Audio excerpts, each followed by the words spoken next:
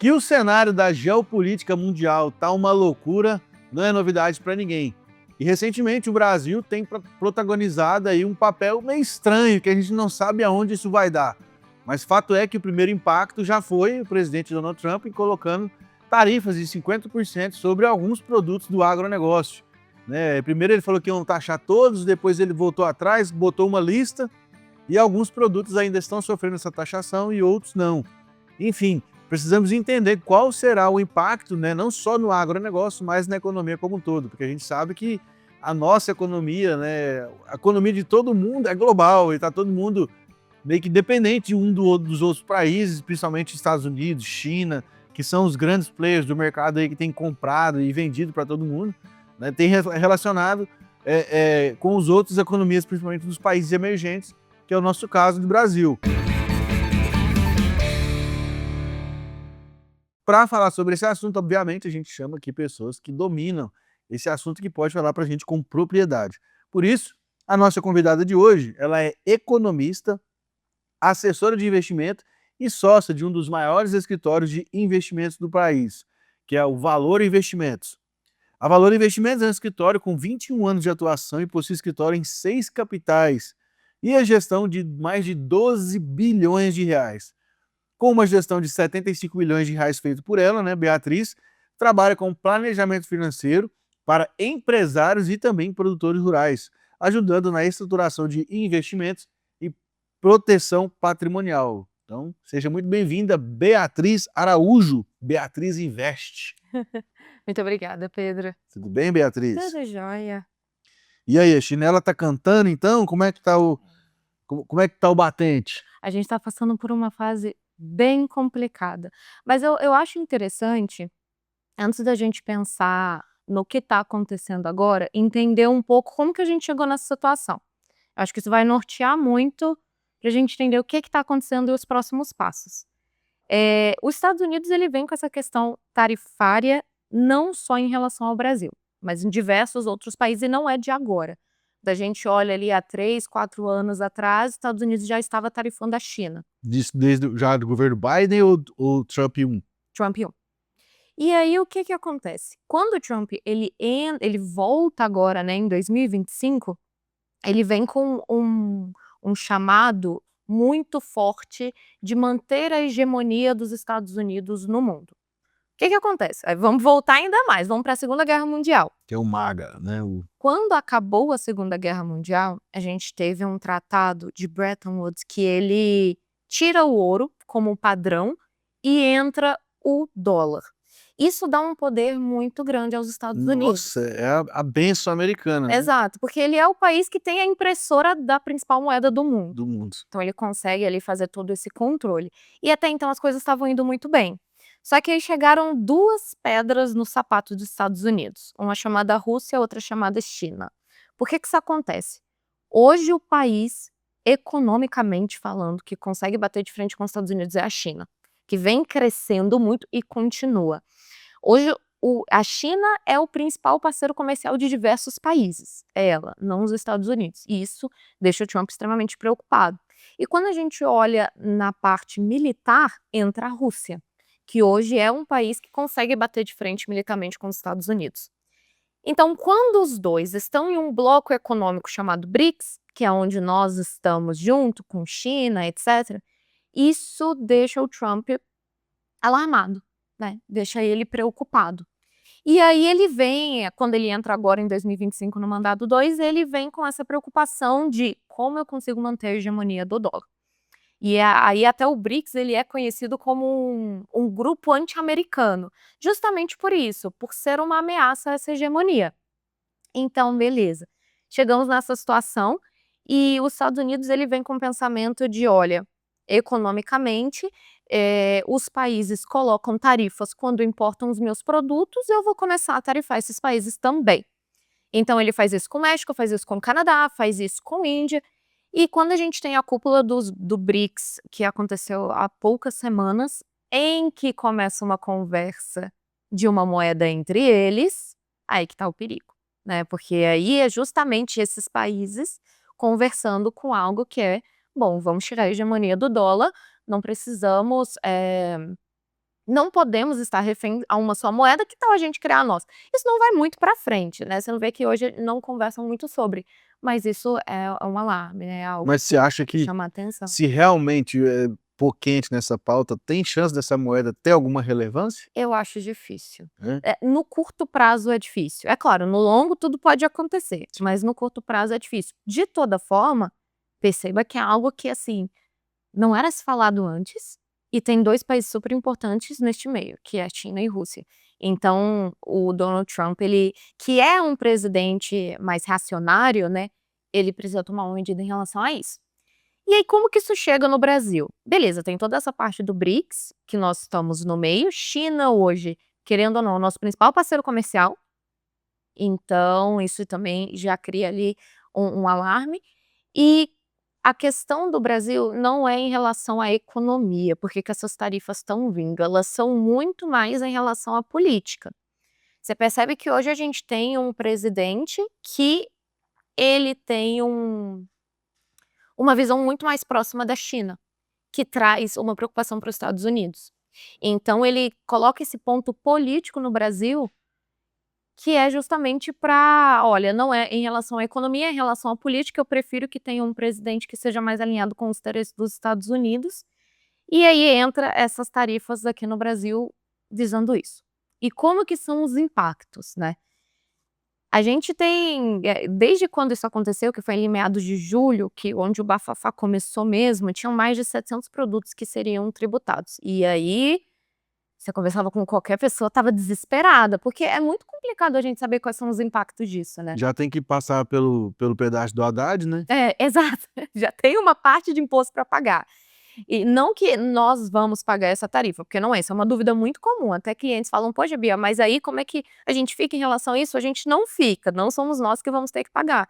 Mas como nós somos um país agropecuário, que a maior parte do nosso PIB vem de commodities, vem do agro, a gente vai sofrer de alguma forma com isso, né.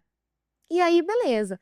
Depois que passou um pouco as semanas, diminuiu para 40% desses 700 produtos que seriam tributados. E quando a gente traz isso pro agro, os principais seriam café, carne, suco de laranja e madeira, são os principais. Existem outros também que o governo fica preocupado, porque são bens mais perecíveis, como, frutas e pescados, pescados mais na parte do nordeste.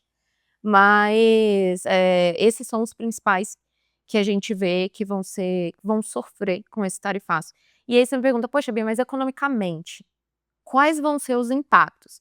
Entrou agora dia 6 de agosto, a gente está dia 19, se eu não me engano. Então assim, a gente ainda precisa esperar que saiam os dados referente a este mês, mas, no curto prazo, o que a gente vai ver realmente é uma diminuição nas vendas.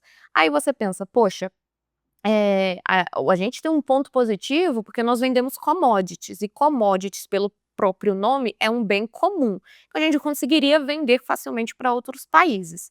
A questão é que existem determinados produtos que o nosso principal parceiro é os Estados Unidos, e que é muito complicado a gente, eh, Desmamar. desmamar em outros países, destrinchar em outros países. E tem um ponto que você pensa, no início falavam muito da Embraer. Então, a Embraer vendia peças de aeronaves que só eram feitas lá nos Estados Unidos e ia ser muito complicado. Quando a gente fala de peça é peça, quando a gente fala de commodity, aí a gente vai para um outro lado que é: "Poxa, eu vou vender um café", mas o café ele tem toda um formato que aquele país aceita. Precisa ser determinada safra, toda a questão sanitária precisa ser de tal forma, e se a gente já tem isso tudo organizado, como era antes, e isso muda, demora um tempo, né, para o agricultor conseguir se organizar. Então a gente tem isso no curto prazo, que é eles tentarem se organizar para encontrarem outros compradores. Em relação ao governo em si, está tendo um plano agora, que é o Plano Brasil Soberano, com o intuito de ajudar com crédito, recompra. Então, principalmente nesses bens perecíveis, o governo está falando de recomprar para colocar em hospitais, nas comidas dos hospitais, nas comidas das creches, né. Então isso é muito no curtíssimo prazo. E tem também a visão de diminuir imposto num curto prazo também, né, para tentar ajudar o agricultor. E aí quando a gente olha isso no médio prazo, o mercado, de uma forma ou outra, ele vai tentar, voltar ao normal, mesmo que não seja o tanto de receita que tinha antes, tende a voltar para a normalidade. Agora, quando a gente olha, que é uma preocupação em relação a esse plano que o governo coloca, é que o fiscal hoje do Brasil já está extremamente amarrado. A Total. gente está com uma dívida PIB muito alta, não tem muito mais para que a gente gastar. Então, quando eles soltam esse plano, a ideia é que não saia desse plano fiscal que eles fizeram, e sim de algo emergencial. O gasto do governo, de um modo geral, fica ali em torno de 3 trilhões. O gasto que eles pretendem para ajudar o agro fica ali em torno de 10 bi. É relativamente É pequeno. nada. Só que quando a gente olha para o Brasil, a gente tem que tomar um certo cuidado, que é aquilo que era para ser de curto prazo, acaba ficando muito tempo e aí vira uma dívida gigante. Então, assim, você percebe que é algo realmente bem complexo da gente conversar, porque começou agora, a gente tem que esperar o desdobramento, mas é um pouco disso do que a gente acredita que vai acontecer com a economia. Perfeito. Beatriz, mas vamos lá. Eu vou fazer o papel aqui do advogado do diabo, né? Uhum. Lógico que tem até uma frase famosa, né? Acho que foi o Warren Buffett que disse, né? Never bet against America, né? Que é uma frase que Exatamente. corre muito aí no mercado. Uhum. Mas vamos lá, hoje o mundo ele é dependente do Brasil em muitas coisas, né? Com certeza. E lógico, a gente também precisa do mundo porque a gente precisa escoar a nossa produção e precisa rentabilizar a atividade. Uhum. Mas você não acha que às vezes, eu estou pedindo a sua opinião pessoal mesmo, você não acha que vale a pena a gente às vezes bater o pé e falar assim, uai, você quer taxar? Então, meu amigo, vai comprar café de outro então, ué. Uhum. No fim das contas, é exatamente isso que o Brasil fez, né? Vários países conseguiram conversar, conseguiram adiar essas tarifas e a nossa não mudou tanto assim. Então, se isso acontecer, a gente vai ter que encontrar outras pessoas para vender. O que que eu acho, minha opinião pessoal? Existem 2 pontos que talvez posterguem ou façam com que essas tarifas voltem atrás. O primeiro, uma pressão interna no próprio Estados Unidos. Então, tem diversas notícias saindo o aumento do preço da carne que tem lá. Tudo bem que nós não somos o principal país que vende carne para eles, eles compram muito mais da Austrália. A carne da Austrália vai para a gôndola do mercado, mas a nossa carne, além de ir um pouquinho para a gôndola também, vai para as indústrias Mas fazer nossa os carne também hambúrgueres. tem JBS lá dentro, né? Que já produz lá dentro, né? E os produtos que são produzidos lá dentro não vão passar pelo imposto, né? Não, não vão, mas a A proporção é muito diferente. Sim, sim. Eles ainda importam muito. Então, tem essa questão da carne que aumentou muito, tem a questão do café. Os Estados Unidos não produz café. 99% do café consumido por eles são importados. Lá E não uma boa tem parte vem do condição Brasil. edafoclimática, né? Não tem. Para produzir café. E uma boa parte vem do Brasil. Então, beleza, pega o café da Colômbia, mas eles não têm produção o suficiente para arcar com essa demanda. Então, eles vão continuar comprando o nosso e já tem diversas notícias dos próprios americanos incomodados com essa alta nos preços, que querendo ou não, pega na inflação. E o norte-americano ele não está acostumado com a inflação que nem a gente está. Então, existe esse primeiro ponto, que é uma pressão interna, que talvez faça com que o Trump repense, mas existe o ponto também que a gente está a 12 meses da eleição, né. E pode acontecer que tenha uma mudança, em vez de entrar alguém mais voltado para a esquerda, volte alguém mais voltado para a direita, fique de acordo com o que o Trump deseja, e ele decida voltar atrás justamente para não prejudicar um governo de um aliado dele. Então, na minha opinião pessoal, existe essa chance de uma mudança nessas tarifas num curto prazo de até ali 12 meses. Pois é, e eu vou falar para você, o Lula dá tanta sorte que o Trump fez um favor para ele com isso aí. Querendo ou não, né, aqui tá tudo bagunçado, né, no nosso Uhum. país, a questão fiscal, o Haddad aí, o ministério que todo mês, toda semana, sei lá, inventa um imposto novo, uma taxa nova, aí o Trump vem e manda essa para cá. Ajuda na Era o que ele popularidade do queria, Lula. ele precisava de um álibi, né. Agora assim, tá tudo lascado, né, tá tudo enrolado no Brasil. Uai, lógico, o Trump taxou a gente. Uhum, exatamente. E no fim, assim, quando a gente olha as pesquisas, tem até alguns dados que falam que melhorou um pouco a popularidade do Lula, são dados pequenos, assim, é um aumento pequeno. E eu também vejo que existem 12 meses aí pela frente Sim, muita coisa para tá muita acontecendo. coisa acontecer. Até na própria eleição do Bolsonaro em 2018, foi exatamente esse prazo que ele teve para se consolidar na internet, que foi a internet, né, foram as redes sociais que ajudou muito na popularidade dele, que fez com que ele ganhe. Mas ainda tem tempo suficiente para a direita se fortalecer e às vezes tem uma mudança, né. Se Deus quiser. Senão aí, existe uma chance da gente continuar ali com o PT, né, não mais o Lula. Mas eu acho que, pensando assim, na saúde do Brasil mesmo, eu acho que talvez, porque assim, é inevitável, né, a gente falar desse assunto e não esbarrar em política, né, porque está totalmente relacionado. Mas eu acho que a gente precisaria de um perfil mais estilo do Caiado, na minha visão. Eu também acho. Sabe? Porque é o seguinte, quem é de Goiás aqui sabe, né? Eu não tô aqui para puxar a sardinha do Uhum. governador Caiado, nem de ninguém, porque não sou eu que estou falando. Mas Goiás está com o menor índice de desemprego do país. Goiás, melhor índice de segurança de homicídio por 1.000 habitantes. Aqui em Goiânia, né? Você pode andar na rua aqui despreocupado, qualidade de vida é sensacional. O Caiado conseguiu trazer isso para o nosso estado e eu tenho certeza que ele tem um pulso firme para fazer isso no É. Brasil. E ele foi um dos primeiros, governadores que falaram em relação a esse crédito de ajudar o agro quando veio essas tarifas. Ele foi um dos primeiros a Se tomar posicionar. atitude, se posicionar, Exato, exatamente. porque assim, não vou falar de outras pessoas de outros estados, porque a gente sabe que esse pessoal Brasil afora, tudo tem envolvimento aí com PCC, com coisa pesada aí do Brasil e os caras meio que tem rabo preso. E aqui, amigo, aqui não tem conversa, aqui em Goiás. Aqui em Goiás, minha amiga, a chinela canta, que é diferente, né? Então, e o Caiado, acho que ele era um perfil bom para administrar essa situação aí, né, no cenário geopolítico, porque tem experiência, é um político de carreira, né, um cara que tem pelo menos uma formação básica, né, assim, básica, ele é médico, É né, médico, né. então, É uma coisa que eu sinto falta também, que é um político que saiba ser político, né.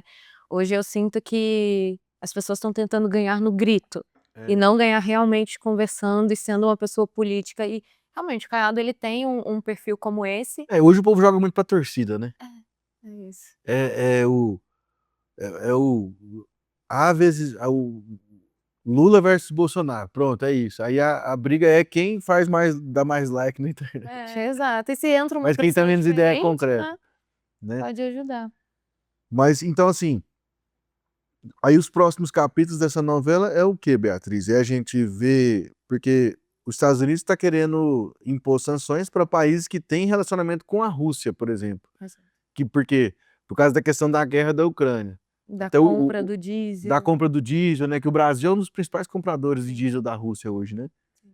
E aí os Estados Unidos, ele age muito no soft war, né? Ele muito assim naquela questão de sufocar o adversário dele, não militarmente, né? Exato. Porque quando chega a ser militarmente, aí já é outra história, mas ele tenta contornar o máximo possível ali, cercar, né? Com Igual tá sanções fazendo com o Alexandre de Moraes aqui, econômicas, né? né. No Exato, com a lei Brasil. Magnésio, exatamente. Magnestic, Magnésio.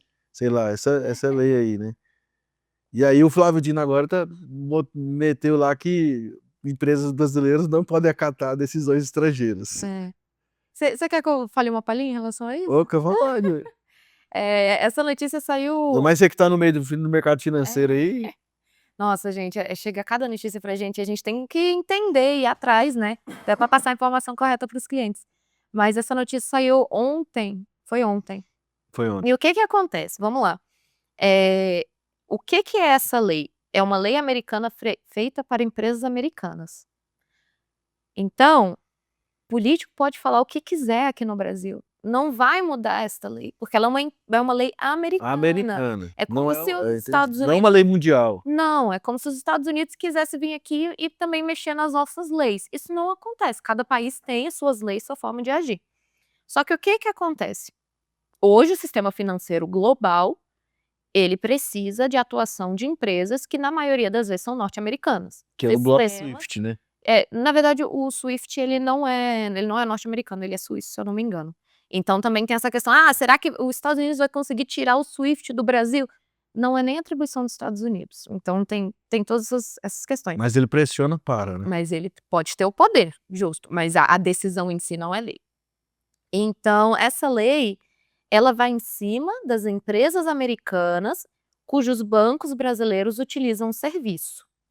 Ok. Entendi. Então, Flávio Dino pode falar o que ele quiser aqui, que isso não vai mudar. O que os bancos têm que fazer, e aí o banco que tem a conta do Alexandre de Moraes e terceiros, ele permanecer com essa conta, né? Que justamente a ideia é que não tem.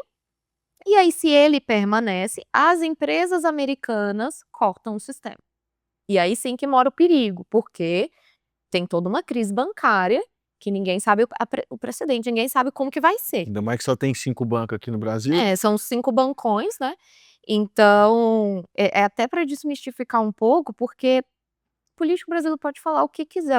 No fim das contas, o que vai mandar é se essas empresas norte-americanas que fazem esse sistema vão cortar ou não a questão dos serviço. bancos aqui no Brasil, esses serviços. E aí minha opinião pessoal. Vamos lá, se o banco ele decide permanecer com a conta do Alexandre de Moraes, o que vai acontecer com ele? Esse serviço vai ser cortado, existe uma chance grande, relevante, até do banco quebrar. E ele não vai conseguir atender o Alexandre de Moraes, porque o banco vai ter quebrado, vai estar numa situação muito ruim. Se ele decide não atender, não atendeu. Então, no fim das contas, o que caminha? Para não atender de todo jeito. Então, para que o banco ele vai ficar nessa situação de tentar bater de frente com essa lei, sabe? É claro, a gente nunca sabe o que está acontecendo dentro dos bancos, as conversas e tudo mais, mas racionalmente não faz muito sentido o banco bater de frente com isso, sabe? Ele tem muito mais a perder do que a ganhar. Então, é realmente uma situação complicada que você fala, mas beleza, e quais são os próximos passos? Eles podem ser muito ruins, como podem ser muito bons. Existe um terceiro passo que as pessoas falam, que é, os bancos vão pressionar o próprio Alexandre de Moraes, ou vão pressionar para tirar ele, ou para o Lula fazer alguma coisa, é um terceiro passo. Mas é difícil a gente saber o que vai acontecer. Olha, assim, Isabela, a minha visão... Beatriz. Beatriz, desculpa. A minha visão nesse aspecto aí é muito clara, sabe? Porque é o seguinte, os bancos são praticamente oligarquias, né, russos, digamos assim, fazendo uma comparação, né, do Brasil, que a gente sabe que a gente tem os 5 principais bancões aí que acontece. Esses 5 principais bancões, eles bancam as campanhas dos principais. Você acha que esses caras vão abrir mão de ter esse patrocínio desses bancões para manter eles no poder? Não vão. Então, assim, para mim, eu fico até tranquilo, assim, eu nem esquento a cabeça com isso, porque eu sei que o Brasil funciona muito assim, ó, não tem... O Brasil, a verdade é que o Brasil não tem ideologia. Não tem direita, não tem esquerda. A ideologia do Brasil é o dinheiro. Essa é a ideologia do Brasil. Sim. Então, assim, os caras podem ir lá e fazer auê que for, um vai pra lá, um vai pra cá, mas no final das contas, quem tá ganhando dinheiro? Você Exato. entendeu? Então, no final das contas, vai ser, Alexandre de Moraes, é o seguinte, amigo, já deu, vaza.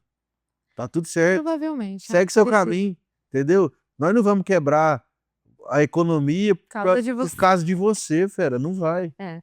Você entendeu? É esse caminho que a gente não Tomara que ele não assista isso aqui, né, porque vai aqui, né? Mas no Brasil tudo é muito imprevisível, né? E aí a gente tem que estar acompanhando e entender os próximos passos. Mas acho que vai ser legal. E acho que hoje é 19 de agosto, né, que a gente tá gravando esse podcast. Provavelmente você tá assistindo no dia 30 de agosto. Muita coisa já vai ter mudado. Uhum. E aí, Beatriz, nós vamos marcar uma nova conversa daqui uns 6 meses. A atualização. Pra gente fazer a atualização dessa parte 2, porque eu acho que vai correr muita água debaixo dessa ponte. Porque até então, né, essa semana tá acontecendo a visita do Zelensky lá na Casa Branca, né, e parece que o tom já é outro, né, o Trump já tá meio que, você vê, conversou com o Putin no Alasca, parece que a conversa também foi boa, então o Trump tem muito esse perfil, né, ele pressiona o cara até o talo, a hora que o cara vai arregar, ele também dá uma bambeada, né, você já reparou? Exato. Tem muitas questões em relação a isso. Tem até uma teoria que ela se chama teoria do louco.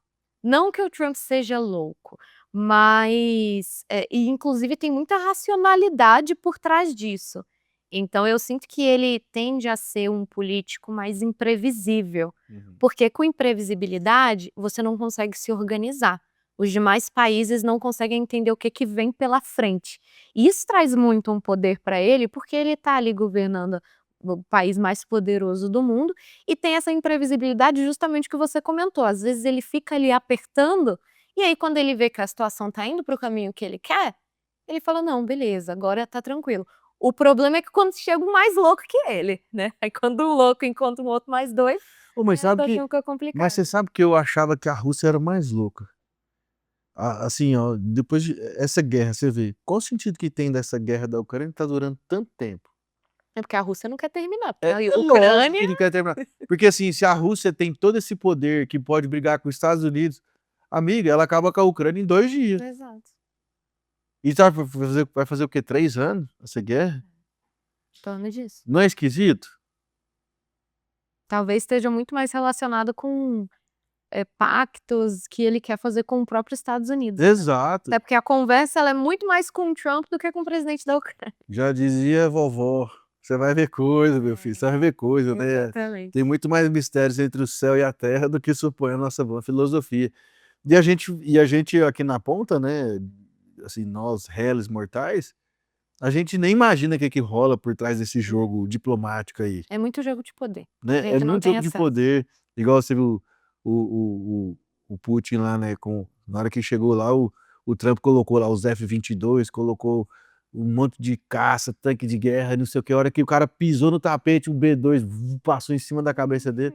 Isso aí não tem nada que foi milimetricamente calculado e pensado no que ia acontecer naquela situação, né. Exato. É exatamente isso. E aí no fim eles conversam e tá tudo bem ali entre eles, né, e a gente que fica aqui muito assustado, mas de novo, é muito imprevisível. É. A gente também tem que ter ali uma proteção e, enfim, muita gente conversa com os clientes, mesmo que essa soberania norte-americana, eh, tem alguém para competir, vamos dizer assim, o dólar ainda é a reserva de moeda do mundo, então ainda faz sentido diversificar patrimônio, fazer proteções, etcétera, mesmo que no fim não dê nada.